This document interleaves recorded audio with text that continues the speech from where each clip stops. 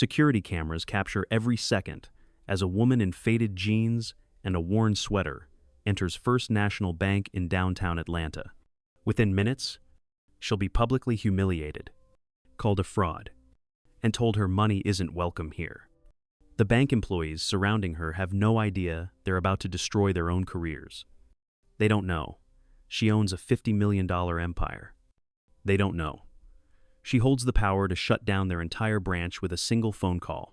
What happens next will expose the ugly truth about prejudice in America's most prestigious institutions. 10 minutes from now, 3 people will lose their jobs. A bank's reputation will be in ruins. And one woman's quiet dignity will become a weapon more powerful than any they've ever faced.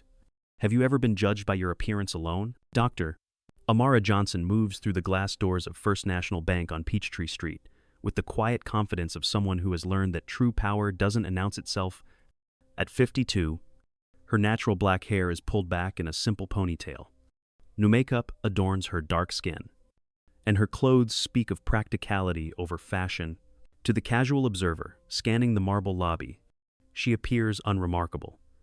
Just another customer conducting routine business on this Tuesday afternoon in downtown Atlanta. But behind her calm brown eyes lies a story that would humble the most accomplished executives.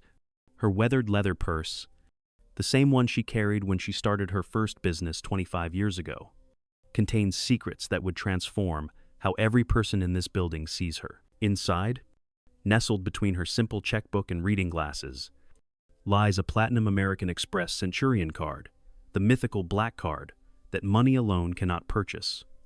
It requires invitation, astronomical spending, and a financial profile that less than 1% of the population possesses. Around her neck, hidden beneath her modest cardigan, hangs a small golden pendant that catches the light when she moves.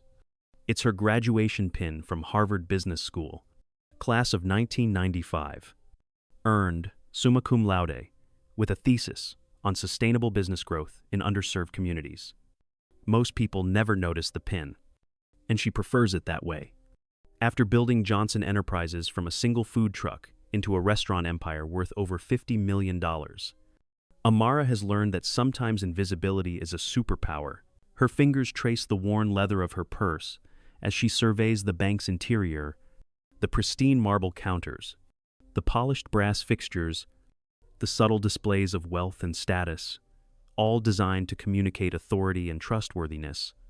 She observes the staff's interactions with practiced eyes, noting how they straighten their postures for well-dressed clients, while barely acknowledging customers who don't fit their narrow definition of importance. She's felt these dismissive glances her entire life. The invisible barriers that rise, the moment people make assumptions based on what they see rather than who she is. Amara checks her phone, 2:47 p.m. In 13 minutes, she has a board meeting via video call where 12 successful executives will wait for her guidance on expanding into 3 new markets. She just needs to deposit this check and leave quietly, as she always does. The check represents the quarterly earnings from her 12 restaurant locations across the Southeast, $2.3 million in profit, generated by 400 employees, who see her not as someone to be dismissed, but as a leader who built something extraordinary from nothing. She drives a modest Honda Civic, shops at Target, and lives in the same neighborhood where she grew up. People often mistake her humility for lack of success, her simplicity for insignificance. They don't know that she sits on the boards of 3 major corporations, chairs the Atlanta Business Development Council, and has donated over $2 million in scholarship funds to help young Black entrepreneurs overcome the same barriers she once faced. They see only what their prejudices allow them to see. As she approaches the teller windows, Amara's keen mind catalogs every detail of the environment around her. The way other customers receive warm smiles and immediate attention, while she stands waiting to be acknowledged.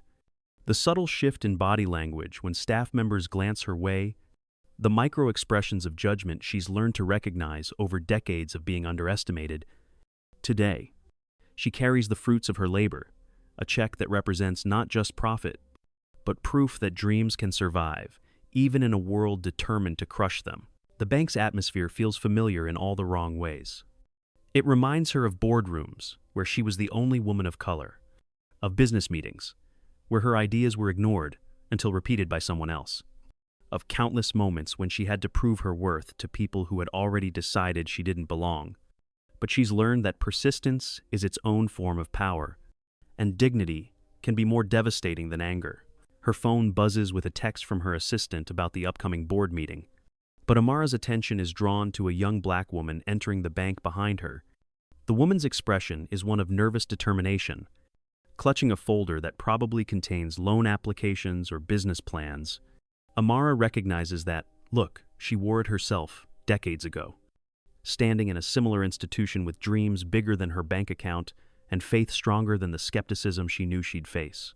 28 years dissolve like morning mist as Amara remembers standing in the loan officer's mahogany-paneled office, her best suit pressed and her business plan polished to perfection. She was 24 then, fresh out of Harvard Business School with a vision that had earned her straight A's and the admiration of her professors. The plan was elegant in its simplicity: transform an empty corner space in Midtown Atlanta into her vision of Southern comfort food with a modern twist. She needed just $50,000 to make her dream reality. The loan officer that day was a middle-aged white man named Richard Blackwell, who never looked up from his papers during their entire 20-minute meeting. His office walls were lined with photographs of himself shaking hands with successful businessmen, all white, all wearing expensive suits, all fitting his narrow definition of what success looked like. When he finally glanced at her business plan, his eyes skimmed the pages for mere seconds before sliding the document back across his mahogany desk with the dismissive gesture of someone discarding trash. "Miss Johnson," he had said, his voice carrying the patronizing tone reserved for children and people he deemed intellectually inferior. "The restaurant business has an 80% failure rate in the first year. Perhaps you should consider something more realistic for someone in your position. Have you thought about working in someone else's establishment first, learning the ropes from the ground up?" His implication was clear. She lacked the sophistication, the connections, the fundamental worthiness to run her own business. The rejection wasn't just about money. It was about being seen as fundamentally incapable, as someone whose dreams were too ambitious for her circumstances.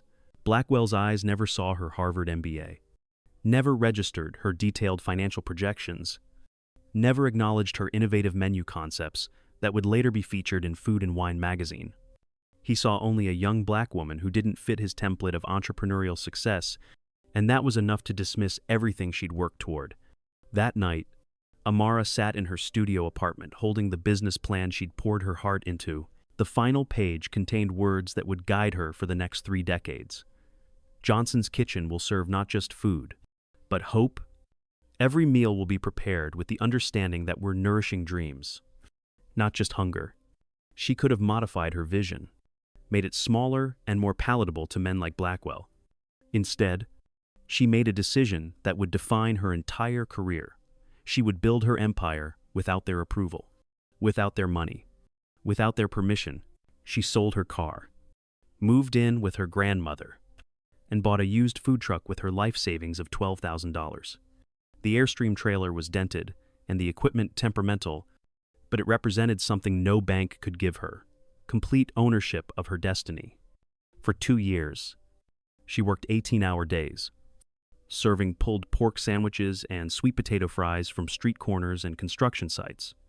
Rain or shine, she was there, building relationships one customer at a time, while dreaming of the empire she would eventually create. Her grandmother, Mama Ruth, became her anchor during those grinding years of uncertainty. Every evening, as Amara counted the day's modest earnings at the kitchen table, Mama Ruth would sit beside her with a cup of sweet tea and words of wisdom that sustained her through the darkest moments. "Baby," she would say, her weathered hands folding Amara's smaller ones, "they can't see your worth because they're looking with the wrong eyes. But you just keep building, one brick at a time. One day, they'll have to see." The memory of her grandmother's voice echoes in Amara's mind as she stands in this gleaming bank lobby, watching the same dynamics that nearly crushed her dreams decades ago play out with surgical precision. The warm smiles reserved for well-dressed customers, the professional courtesy extended to those carrying designer handbags, and the barely concealed impatience for anyone who doesn't fit their narrow definition of financial success. Some things, she realizes, I haven't changed at all. Amara approaches the first available teller, a young woman whose name tag identifies her as Madison. Her blonde hair is styled in perfect waves, her makeup applied with professional precision, and her smile practiced but hollow. She glances up at Amara with the expression of someone interrupted from something far more important than customer service, her blue eyes scanning Amara's simple attire with unconcealed judgment.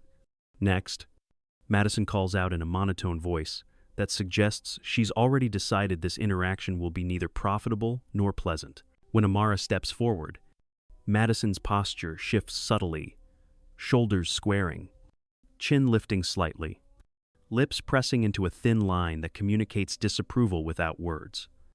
It's a micro-expression Amara has learned to recognize over decades of being systematically underestimated. I need to make a deposit, Amara says calmly, her voice carrying the quiet authority of someone accustomed to boardrooms and high-stakes negotiations. She pulls out her checkbook and the quarterly earnings check, placing it on the marble counter with steady hands. But Madison isn't listening to her tone or observing her composure. She's making assumptions based solely on Amara's appearance. And those assumptions have already predetermined the outcome of this interaction. Madison glances at the check, and her perfectly shaped eyebrows arch in theatrical skepticism. $2.3 million? She announces loudly enough for nearby customers to hear, her voice dripping with disbelief. Ma'am, I'm going to need to see multiple forms of identification, and we'll have to verify the source of these funds through additional channels. This is an unusually large amount for someone. She pauses, letting her gaze travel pointedly over Amara's simple clothing. For someone conducting this type of transaction, the implication hangs in the air like toxic smoke. Other customers begin to turn their attention toward the unfolding drama, their conversations quieting as they strain to listen. An elderly white couple standing at the information desk exchange meaningful glances and begin whispering behind their hands. Their eyes fixed on Amara with a mixture of curiosity and suspicion. She can almost hear their thoughts. How does someone like her have access to that kind of money? What kind of business could she possibly be involved in? Of course. Amara responds evenly, producing her driver's license and business identification card from her wallet. But Madison examines the documents with the suspicious scrutiny typically reserved for potential criminals, holding each piece of identification up to the light as if searching for evidence of forgery. Her performance is deliberate and public, designed to communicate to everyone watching that this situation requires extraordinary caution. Unsatisfied with her own assessment, Madison signals for backup. Janet, could you help me with this situation? The word choice is carefully calculated, not customer, not transaction, but situation, as if Amara herself is a problem to be solved rather than a client to be served. Janet approaches with the measured stride of someone accustomed to wielding authority, her silver hair pulled into a severe bun, and her expression suggesting she's already tasted something unpleasant. Janet's assessment is even more theatrical than Madison's. She examines Amara from head to toe, taking in the worn sneakers, the faded jeans, the simple sweater that's clearly seen better days. Her lips purse in disapproval before she even glances at the paperwork, her body language communicating judgment as clearly as spoken words. When she finally deigns to look at the check, her reaction is swift and decisive. Ma'am, I'm going to be completely honest with you, Janet announces, her voice carrying the authority of someone who's never been questioned or contradicted. This check raises several red flags that we simply cannot ignore. We're going to need to contact the issuing bank directly, verify your identity through additional channels, and possibly place a hold on these funds, pending a thorough investigation. This process could take several business days, possibly longer. The word investigation echoes through the marble lobby like an accusation of criminal activity. More customers abandon their own transactions, their attention now fully focused on the drama unfolding at the teller window. Amara feels the familiar sting of being treated like a criminal simply for existing, while black in a space that wasn't designed to welcome her presence.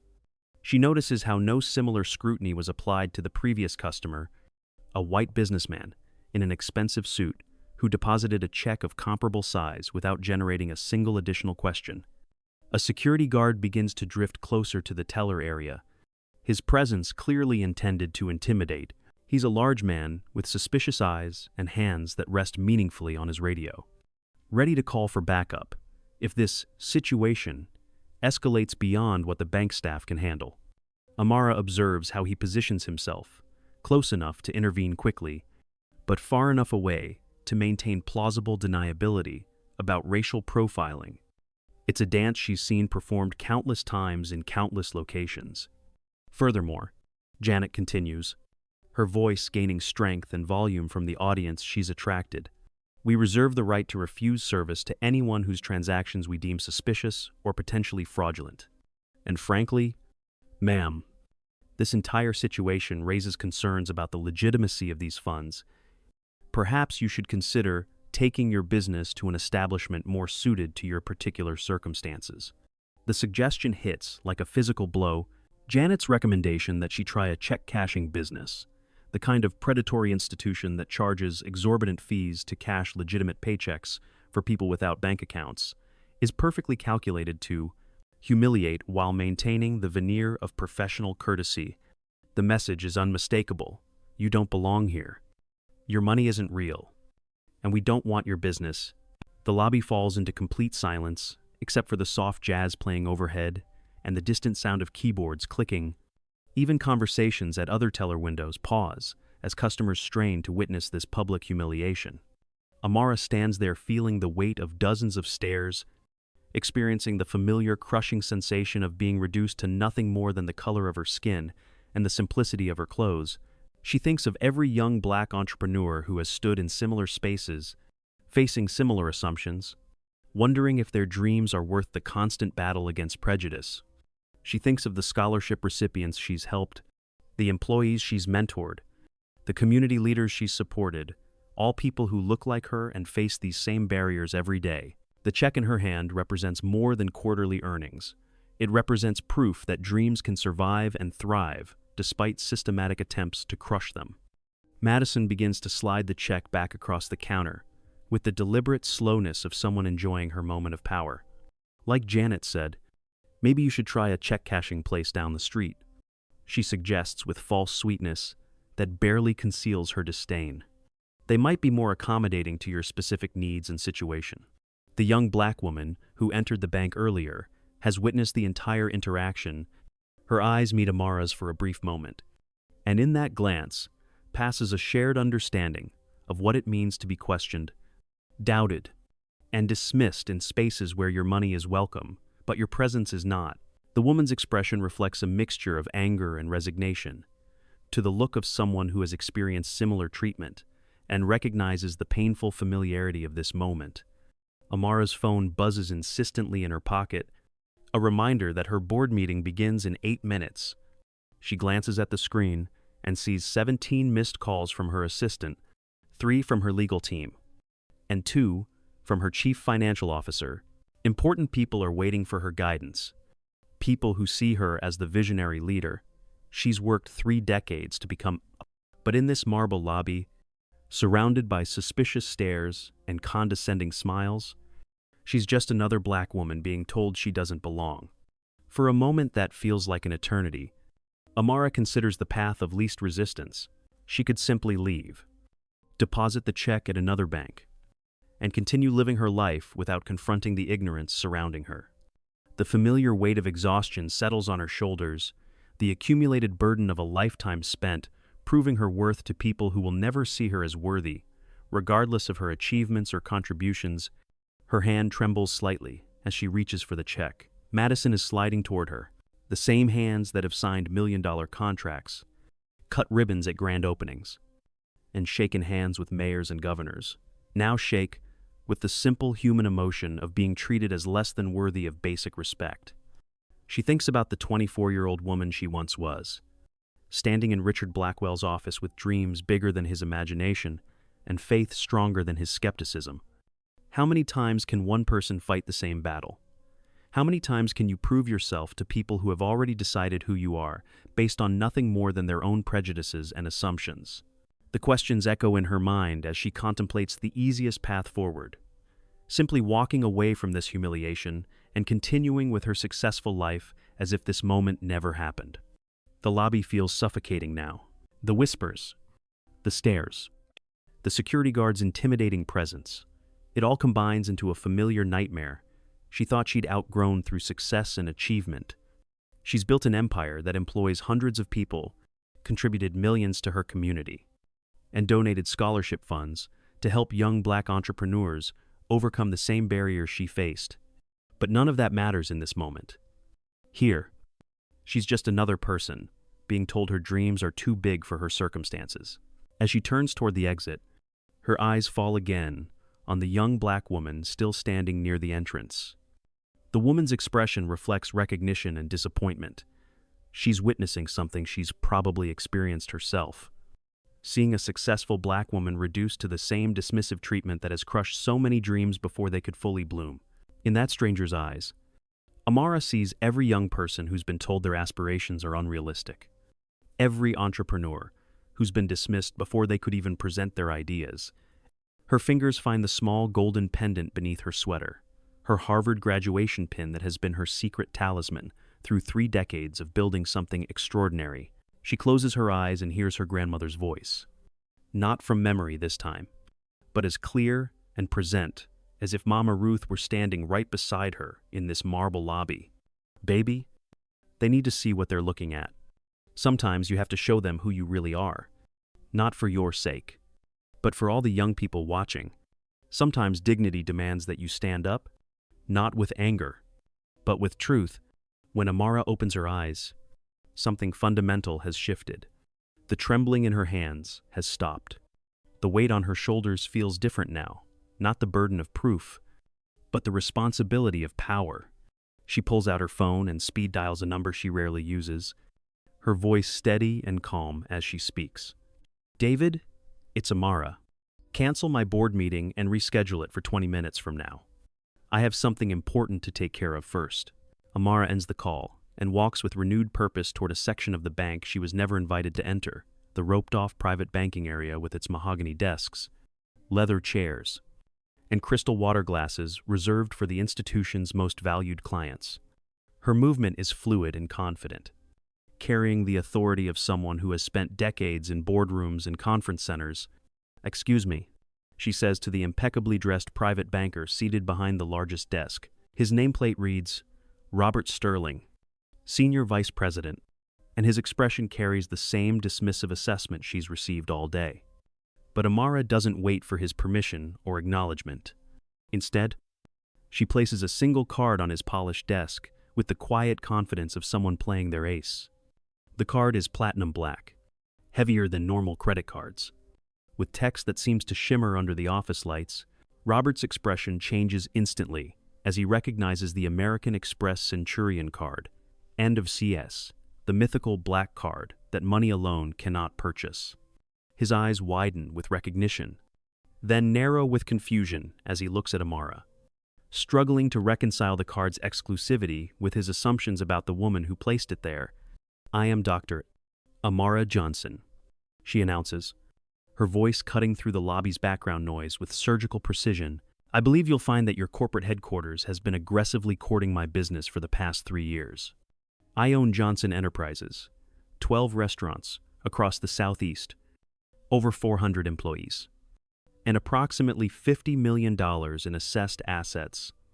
I also serve on the boards of 3 major corporations and chair the Atlanta Business Development Council." She pauses, deliberately, allowing the information to penetrate Robert's consciousness as his fingers fly across his computer keyboard. The color drains from his face as her account information loads on his screen. Numbers that even a senior vice president rarely encounters in personal banking. The system displays her corporate accounts, investment portfolios, and transaction history that reads like a masterclass in business success. "I came here today for a simple transaction." Amara continues, her voice now carrying to every corner of the silent lobby, to deposit quarterly earnings from my restaurant business.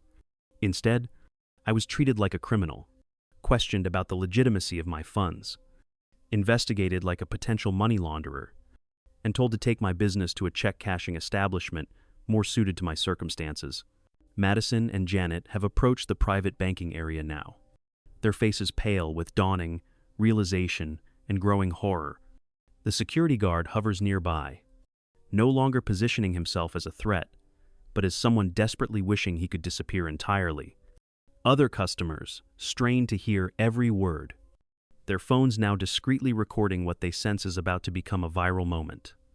Robert clears his throat, his voice cracking with nervous tension. "Dr. Johnson, there seems to have been a serious misunderstanding. Please allow me to personally handle your transaction and ensure that our services meet your expectations. I'm certain we can resolve this matter quickly and professionally." "No?" Amara interrupts, her tone sharp enough to cut glass. "There was no misunderstanding. Your employees saw exactly what they chose to see. They made assumptions based on my appearance and treated me accordingly. This wasn't confusion or miscommunication. It was prejudice, pure and deliberate." She turns to address the entire lobby, her voice carrying the authority of someone accustomed to speaking to large audiences and commanding their complete attention. "I want everyone here to understand exactly what just happened. I was denied basic banking services, not because of my creditworthiness, not because of my account history, not because of any legitimate business concerns, but because I don't look like what your staff thinks a successful person should look like." Her phone rings with the distinctive tone she's assigned to her legal team. She answers without breaking eye contact with Robert, her voice steady and businesslike. "Marcus, yes? I'm still at First National Bank on Peachtree Street. I need you to pull all of our corporate account information immediately. Every transaction, every relationship, every dollar Johnson Enterprises has ever moved through this institution." She pauses, listening to his response.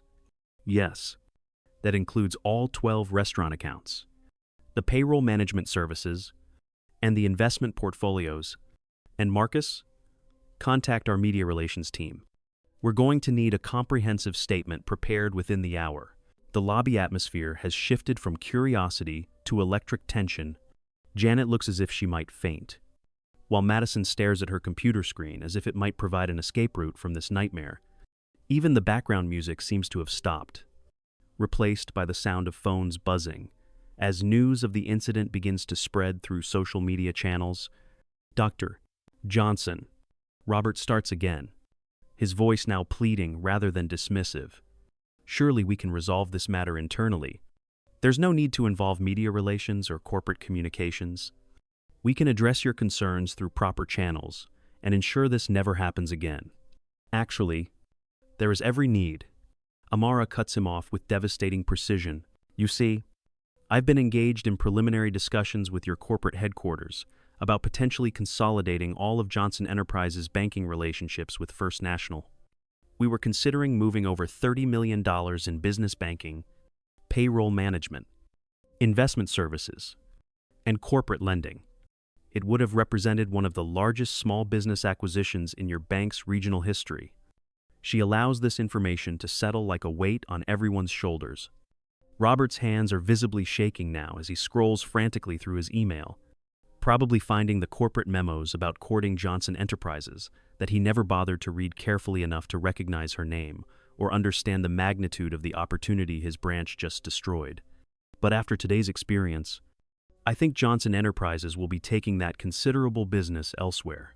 And I'll be making certain that every black business owner in Atlanta, every entrepreneur in the Southeast, and every diversity-focused organization in our network knows exactly how First National Bank treats customers who don't fit their narrow, prejudiced definition of success. The young black woman by the entrance has pulled out her phone and begun recording openly. Other customers are doing the same, recognizing that they're witnessing a moment that will likely reshape this bank's reputation and possibly their policies. In an era where institutional racism can be exposed and shared within minutes, everyone in the lobby understands the gravity of what's unfolding. Amara retrieves her black card from Robert's desk and slides it back into her worn leather purse with the same calm dignity she's maintained throughout this ordeal. I'll be in direct contact with your corporate headquarters regarding today's experience.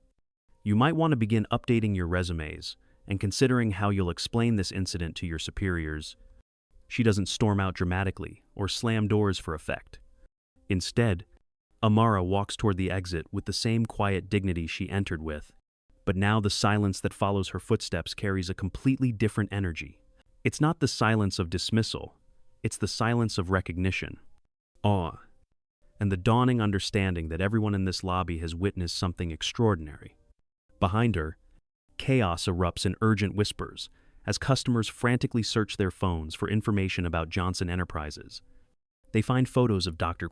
Amara Johnson accepting Entrepreneur of the Year awards, cutting ribbons at restaurant openings, and being profiled in Forbes magazine's most influential business leaders under 60. The same woman they watched being humiliated minutes earlier is featured in Atlanta Business Chronicle's cover story about successful black entrepreneurs who are transforming the city's economic landscape.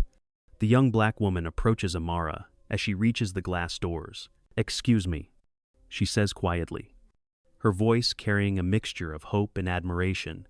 "Are you really Dr. Johnson from Johnson Enterprises? I've been following your company's growth story for 2 years.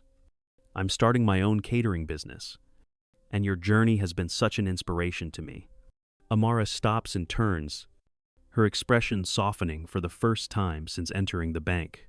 In this young woman's face, she sees herself 3 decades ago, full of dreams and determination, facing a world that doesn't always recognize potential when it comes wrapped in unexpected packages. "Yes, I am. And I would love to hear about your catering business sometime. Here's my card. Please call my office next week and ask for my assistant. Tell her I said to schedule you for lunch." She hands over a simple white business card. But to the young entrepreneur, it feels like receiving a key to the future. As Amara pushes through the glass doors and steps onto the busy Atlanta sidewalk, she doesn't look back at the chaos she's leaving behind. She doesn't need to see Robert frantically calling his superiors or Madison and Janet realizing their careers just took a devastating turn, or the security guard wondering how he so completely misjudged the situation. Instead, she thinks about the young entrepreneur she just met, about the scholarship recipients she'll meet with next week, about the restaurant managers she's mentoring, and about the changes that sometimes come not from fighting systems, but from being so successful that systems have to acknowledge your existence. She slides into her modest Honda Civic, a car she could replace with a Bentley tomorrow, but chooses not to, and drives toward her next meeting. 3 hours later, news vans from every major Atlanta television station line Peachtree Street outside First National Bank. The story has exploded across social media platforms, not just the bank incident, but the revelation of Dr. Amara Johnson's extraordinary journey from food truck owner to multi-millionaire entrepreneur who chose humility over ostentation, service over status, and dignity over vengeance. Inside the bank, executives from corporate headquarters work frantically to contain the damage. The branch manager has been placed on administrative leave, along with Janet and Madison. New customer service protocols are being implemented immediately. Mandatory diversity training is being scheduled for all staff, and a formal public apology is being drafted by the bank's crisis management team. But the real damage extends far beyond policy changes. It's the exposure of institutional attitudes that persist, despite decades of supposed progress. Meanwhile, Amara sits in her office above her flagship restaurant, surrounded not by symbols of wealth, but by photographs of her employees, their families, and the community events Johnson Enterprises has sponsored over the years. On her desk sits a framed photo of Mama Ruth, whose wisdom guided her through today's trial, and every challenge she's faced since that first rejection 28 years ago. Her assistant's voice comes through the intercom. "Dr. Johnson, there's a young woman here to see you, Keisha Williams." She says, "You gave her your card at the bank today and asked her to call about scheduling lunch?" Amara smiles, remembering the hopeful entrepreneur whose dreams reminded her why success carries the responsibility of lifting others. Please, send her in, and ask the kitchen to prepare some sweet tea. Askeisha enters, nervous but determined, carrying a folder filled with business plans and dreams. Amara sees herself decades ago, standing in that loan officer's mahogany-paneled office with aspirations bigger than other people's imagination. But this time, the story will be different. This time, someone who understands the journey will be there to provide guidance, support, and most importantly, belief in what's possible. Tell me about your catering business. Amara says, gesturing for Keisha to sit in the comfortable chair across from her simple desk. And please don't worry about impressing me with fancy presentations. I'm much more interested in your passion, your vision, and your willingness to work harder than anyone thinks is reasonable. Outside, the news crews eventually pack up their equipment and move on to other stories. The social media posts will cycle out of trending topics within days, replaced by new outrages and different injustices. But the real change, the young entrepreneurs who will be inspired, the bank policies that will be reformed, the conversations that will happen in boardrooms across the country, and that transformation will last far beyond any news cycle. Some victories aren't measured in headlines or viral videos. They're measured in the lives that are changed, the barriers that are broken, and the dreams that are nurtured long after the cameras stop recording. They're measured in the quiet dignity of people who choose to respond to prejudice, not with revenge, but with the devastating power of truth.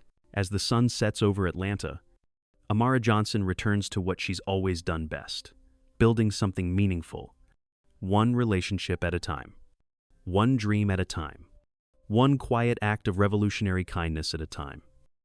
She learned long ago that some battles are won, not with power or publicity, but with the unstoppable force of dignity and action. If you were in her position, facing that level of disrespect and prejudice, would you have walked away quietly? Or would you have shown them exactly who they were dealing with?